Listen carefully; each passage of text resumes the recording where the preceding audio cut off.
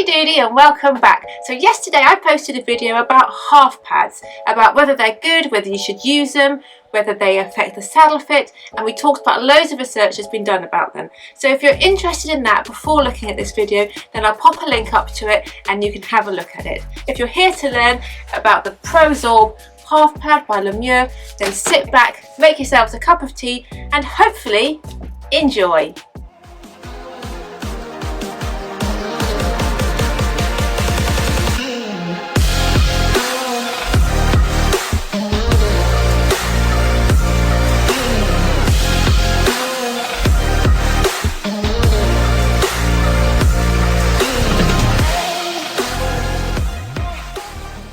Right, so let's look at this today. This is the LeMieux Pro-Sorb Half Pad. What makes it special? Well, a few things make it special. The most glaringly obvious special thing is it has these little pockets in. You see it's got 4 pockets in, 2 in the front, 2 in the back. 2 in the front down to here, 2 in the back, front and back. And because it's got these little pockets in, it means we can put shims in. And shims are these little closed cell foam shims, pads. They sit in there. It comes with the thick ones in there and it comes with the little thin ones in a separate little packet. So you can mix and match. You can put the thin ones in, you can put the thick ones in, you can put both in. What are they for? Well, they're very good for helping alter the balance of your saddle. So I would like to say they should only really be used with your saddle fitter's guidance, because once you start altering the balance of your saddle, you're entering saddle fitting territory there. Territory.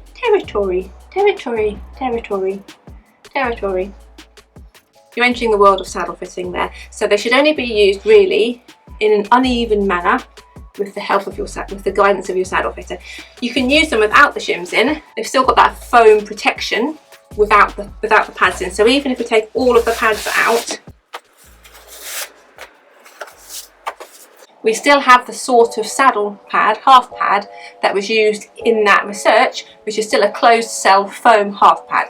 There's still, you know, a relatively decent amount of shock absorption and pressure absorption there. So it can be used without any shims in whatsoever, or you can put your shims in. So when would you use the shims? Well, again, under the guidance of a saddle fitter, you could make it a front riser with the front shims in.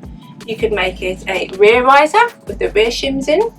You could make it a left riser with the left shims in, or a right riser with the right shims in, or a left and a right, or mix and match. So as saddle fitters, we often do a bit of everything. They're really good, for example, horses who've been out of work for, been locked down winter and been out of work for a little while, and they've dropped that little bit of muscle behind their shoulder, and your saddle has started to tilt you forward, push a little bit too low on the withers, a bit lower than you would like, and as a temporary thing you could then pop in your shims in the front, so one in each side in the front, and that would then just give you that extra little bit of lift and help balance your saddle back out again. Equally, some horses that have been out of work, this has happened to my horse for example, because he's an old boy, he's been out of work for the winter because I'm lazy, and so when I get on him, he goes and his little back drops behind me. So it's not really a saddle fitting issue. I don't want to be putting flocking in there and lifting it up, because it's only a temporary thing. It's only whilst he's coming back into work. So for him, what I could do is I could put the shims in the back here, which would just give me that little bit of lift back up at the back, so as he drops his back down, it doesn't matter. Because what we don't want to happen is a horse that drops you forward or backwards. We'll use backwards as an example. So say the horse is dropping you backwards a little bit, you get on, he's been out of work, his back here is a little bit weaker, he just sort of tips you back a little bit, and then what happens is your weight ends up here on the saddle, and it pushes here where he's already weak. So what's he going to do? Is he going to lift up and support you? No. He's going to drop away even more, and then you get this vicious circle happening. So what we want to do is have the saddle in balance, and that's when these pads can come in really useful, because they can help balance the saddle out. So if you're tipping forwards or tipping backwards, this is what they're brilliant for. They're so handy to have just in the tack room, spare. Even if you don't need them, they can be used without the shims, they can be used with the shims. And when your friend on the yard says, oh, I need a front riser, you'd be like, I've got one of them. Oh, I need a rear riser. Got one of them. So they're really handy for that sort of thing. It's a really good thing to have on the yard all the time. So some saddle fitters use these a lot. They will use them in the majority of fittings. Not me personally. I try to use them only when the issue is a temporary issue. If there's anything permanent, I tend to do it with flocking, or we change the saddle or something. But if it's a temporary thing, for example, my horse being old, out of work, dropped his back, they are perfect for that. What else makes these half pads fabulous? Well, when you look at the shape of them, when I stand it up here like this, can we see here that they've got that, well, first of all, they've got that clear spine that we were talking about earlier.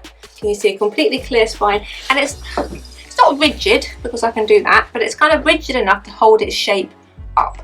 And you can see that its shape is one that sits, that kind of comes up like this, which means it's going to sit clear of that wither. So whatever wither your horse has, this is going to come up and sit into the gullet of the saddle, so right up into the pommel of the saddle. Because what you don't want to do is spend all your life and time and money getting your saddle fitted to stop it from pushing on your horse's wither, and then just put a half pad on or a saddle cloth on that does just that. So whether it's a half pad or a saddle cloth that you're looking at, you want it to have a clear spine, and you want it to have some shape that comes up into the wither like this. Can we see? It's not flat, it doesn't do that, it does that, yeah? And that just means it naturally sits up into the gullet of the saddle. Another really good thing about these ones is they've got this little bit of webbing here. Can we see? Hello! Can we see this? This little webbing thing, hole, strap, gap thing, is a really good idea, because so many saddle cloths nowadays have that D-ring attachment. Saddle cloths used to have that big square of Velcro that sat underneath your saddle panel on basically like the biggest pressure point of the whole saddle. They used to have that little square where they'd stitched on that bit of webbing that kind of gave that bit of Velcro that came down under your saddle flap. Well, nowadays most saddles have this D-ring attachment that comes from the front of the saddle cloth and through onto your D-rings. And what that means for these half pads is you put this on top of one of those nice saddle cloths, preferably one with a nice shape at the front, nice D-ring attachments, and then that little bit of webbing comes out of your saddle cloth, in through your little doobie what's-it hole thing here, and then attaches to your D-ring, and that makes this half pad just sit really securely and sit up again into the gullet of your saddle, the front of your saddle. And it's just really well thought out in that kind of a way. When I'm back out saddle fitting, I'll get some videos of this on a horse so we can see the difference. We can put the pads in the front, we can put the pads in the back, and we can see the difference. Now, one thing I didn't mention, and that's because it really is definitely saddle fitting territory, is to do with left and right padding. So whilst we're talking about horses like dropping at the front or dropping at the back, some horses drop one way. So it could be, they've been lame, or they've had a foot problem, or there's for some reason they've muscled up unevenly. These can be really good for that, but I'm not going to go into that because that really is your saddle fitter's territory. Word I can't say today. Territory job. That is your saddle fitter's job. That's what they're there for. So they're really, really useful. Front riser, rear riser, general half pad for kind of protecting and helping with that shock absorbency, but also helping to distribute any pressure points, which has now been proven in a scientific study. Now, I'm not saying that everyone has to go out and get a half pad. Of course you don't. If you've got a thin cotton numbner and it does you well, then stick with your thin cotton numbner. Some people like to use them just for hunting, for example, or like if they're going to be really like on their horse's back for a long time, galloping around, bouncing around, getting left behind over the fence, landing on their back really hard. So sometimes it's just for that, sometimes it's for everyday use. So whereas a few years ago everyone would say you only need a half pad if your saddle doesn't fit, you shouldn't use a half pad if your saddle fits, we now know that's different. So now when you see someone with a half pad, you can be like, they've got a half pad, that's cool. So don't forget, we've still got these ones to look at, which are rather lovely and scrumptious. This is the Wither Relief Memory Foam half pad, and this is the silicone Wither Relief Memory Foam half pad. So they're coming up in the next video.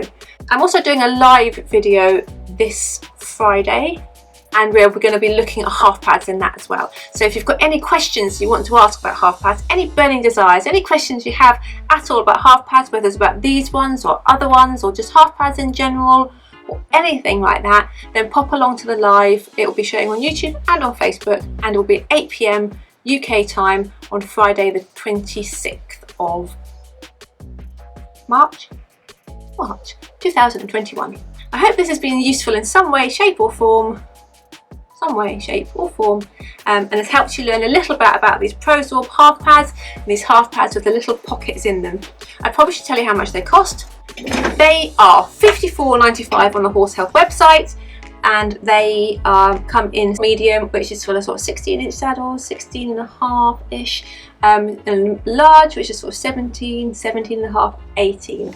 If you're in any way like, oh, what size should I get? Go bigger. You don't want to have the edge of a pad sitting underneath your saddle panel thing, because that creates a pressure point. And saddle fitting is all about getting rid of pressure points, and so it would seem also are half pads. So on that note, it's been so lovely spending this time with you. I hope you're all staying safe. Mwah. Take care, lots and lots of love.